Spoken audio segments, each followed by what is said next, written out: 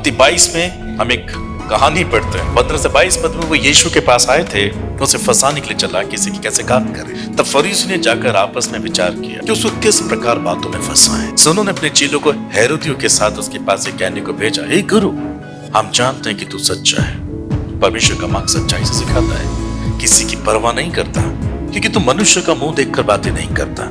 इसलिए तू हमें बता, तू क्या समझता है, कैसर को कर देना उचित है कि नहीं? देखो कहां फंसा रहे हैं प्रभु को। उस समय के राजा के द्वारा फंसाने की कोशिश चल रही है कि अगर इसने बोल दिया कैसर को कर मत दो, तो कैसर अपने आप ही सर कलम करवा देगा इसका, कि उसके कानून के अगेंस्ट में कैसे गया। यीशु ने उनकी दुष्टता जानकर कहा, हे कपटियों, मुझे क्यों परखते हो? अपनाओ, देखो स्वर्ग के ज्ञान कैसे काम करता है। कर का सिक्का मुझे दिखाओ। तब वो उसके पास एक दिनार ले आए। उसने उनसे पूछा, ये मूर्ति और नाम किसका है? अब उन्होंने सोचा अब ये कहेगा कि कैसर का, तो फिर बोलेंगे तो व्यवस्था का प्रचार, तो फिर व्यवस्था का प्रचार क्यों कर रहा है?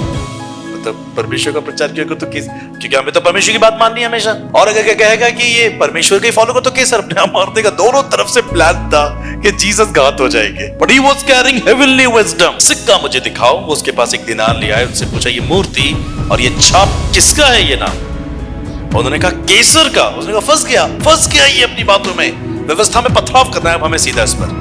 उसने कहा कैसर का। तब उसने कहा जो कैसर का है वो कैसर को दो, और जो परमेश्वर का परमेश्वर को दो।